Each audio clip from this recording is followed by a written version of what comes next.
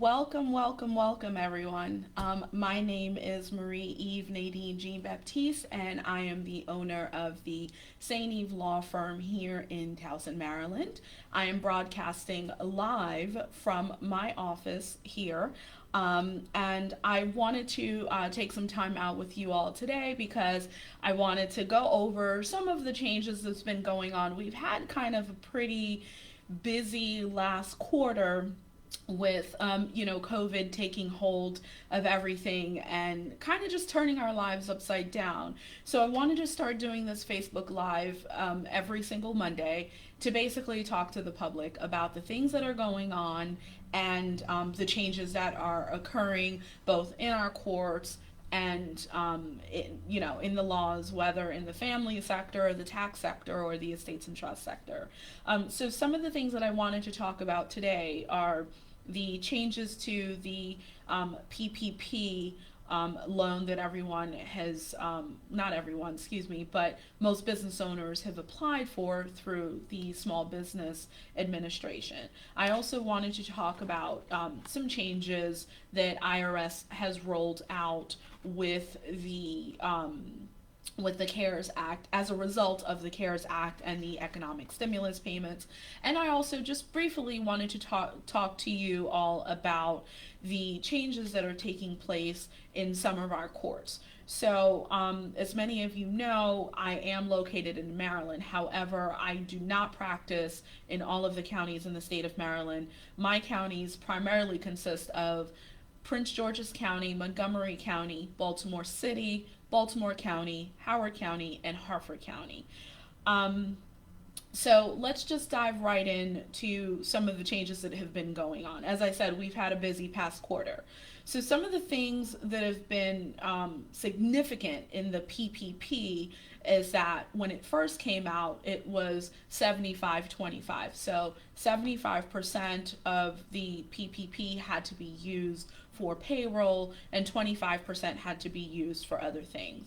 So we are now at a place where the SBA has made some changes, the federal government has made some changes, and it's now a 60-40 split. So what that means is your payroll costs can be up to 60% of your loan, and the 40% can go to other non-payroll costs. So in that case, you will still be eligible for forgiveness of that 60% as long as you use it for payroll. However, if you go under 60%, then unfortunately you will be ineligible for forgiveness. The next thing that I wanted to touch on is now the covered period is now the earlier of 24 weeks or December 31st, 2020. So that's a really, really big stretch from what we have before. And so now, basically, you can actually wait to hire back your staff from now until December 2020.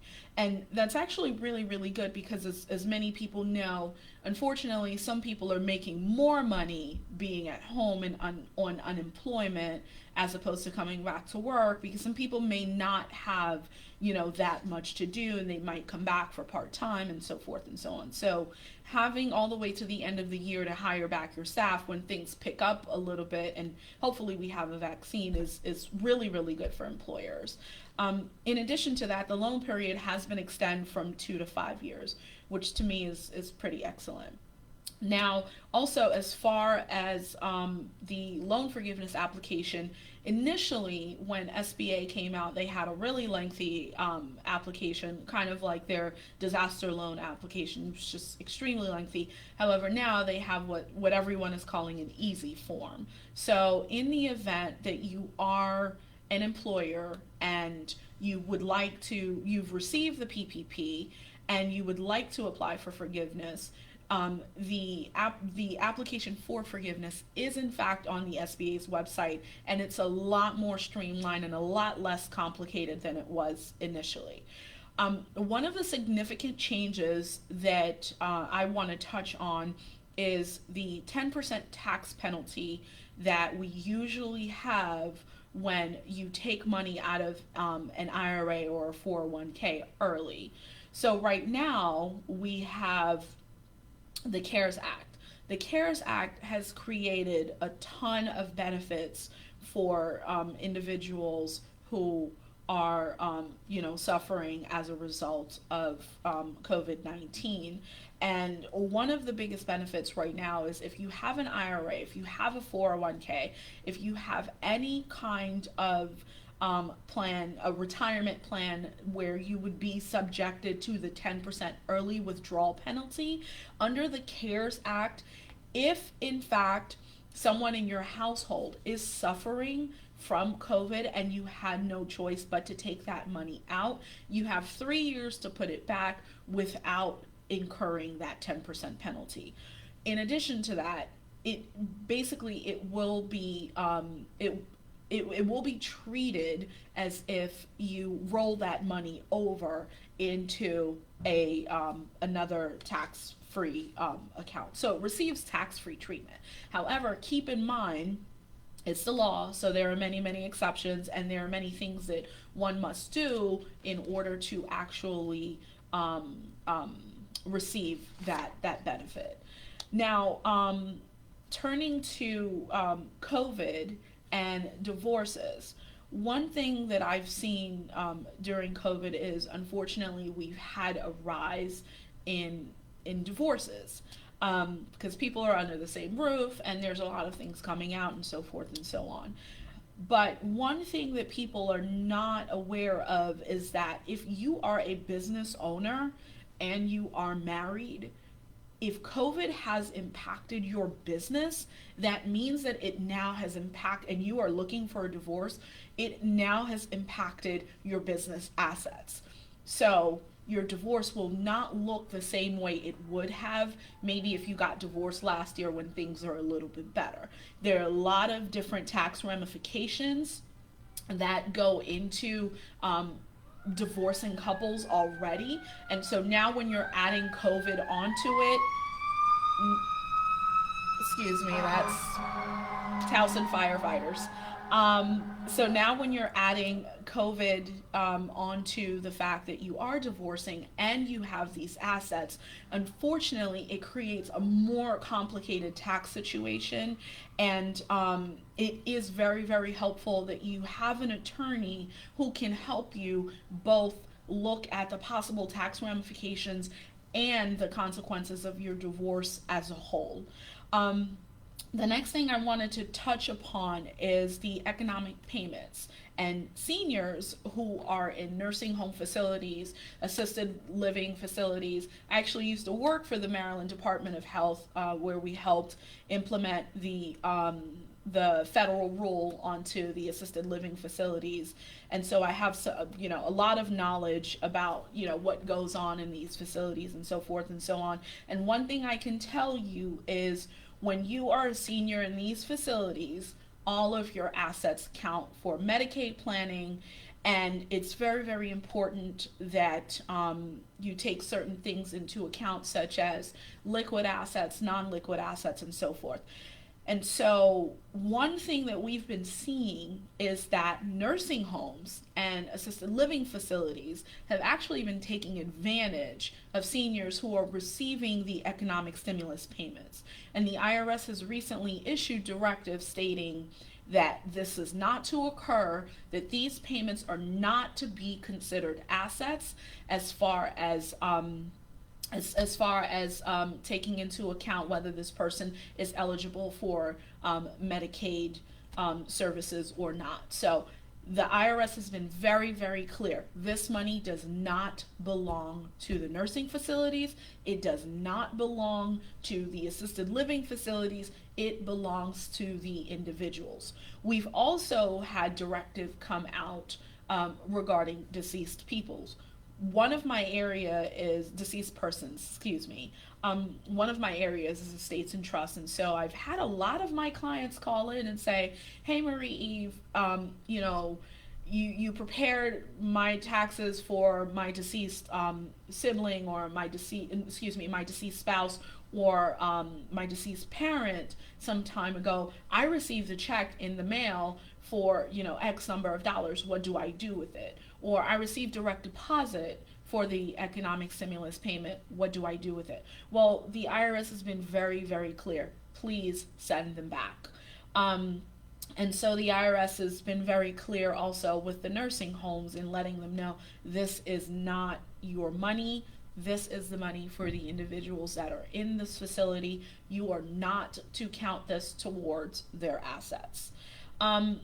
Now, as far as the circuit courts go, as I said, some of my primary areas where I practice is Baltimore County, Baltimore City, and so forth and so on. One of the things that the court is doing is they are checking your temperature as soon as you come into the courthouse. There is, I believe, a 3 to 4 question list that they have going on where they ask individuals, have you been anywhere in the past 2 weeks, and as a result of same, have you experienced any symptoms such as frequent headaches or fevers and so forth and so on. They're also checking temperatures at the courthouse. So far, for example, in Baltimore City, they are putting up shield equipment, so that way, in the event you're serving on a jury or in the event you have a trial, there is protective equipment for you to use, so that way you don't contract COVID. They are also sanitizing the courthouse day in, day out. We are currently in what we're calling phase 2 of our reopenings of our courts. So what phase 2 is, we're still hearing emergency, but we're back to slowly bringing in jury trials. We're back to slowly hearing trials. But the biggest significant, and I talk a lot about divorces because that's one of my primary areas of law, is that the court is not scheduling divorces until after February 2021. So unfortunately, in the event you and your spouse are unable to get along, you are in a situation where you have to remain married until February 2021, unless you can work with an attorney such as myself to prepare what we call a marital settlement agreement that will put to bed all of the issues of your marriage, such as retirement accounts, bank accounts, child custody, child support, visitation, all that stuff. If you can put all that together, then you are looking at possibly getting a divorce within a month and a half. I have actually settled more divorces this quarter than I have this entire year, and I think maybe even this time last year. So a lot of my clients have realized that, okay, if I want to get divorced, if I want to be able to move on with my life, then I'm going to have to, kind of put my feelings aside and actually, work with my attorney and my spouse and their attorney and, definitely get this done. So it's a lot of emotions, already in divorce, but I don't think that it's a good idea to add COVID onto that. So I've encouraged a lot of my clients to kind of think about the money that they would be saving, think about the time that they would save in order to help their kids, kind of get through this whole COVID/divorce era in the event that they do have kids. For my clients who don't have kids, it's a lot easier because it's just two partners. So that is kind of the roundup that I have today. It's usually I would like to talk for half an hour, but today I just have kind of just a little bit that I wanted to share with everyone. As I said, we have had a busy quarter with COVID-19 and kind of just getting everybody, back to square one. With all the craziness that's been going on. Anyway, my name is Marie-Yves Nadine Jean-Baptiste. I am the owner of the Saint Yves Law Firm here in Towson, Maryland, where we focus primarily on estates and trust law, tax law, and family law. Everyone, have a good day and stay safe. Thank you for tuning in.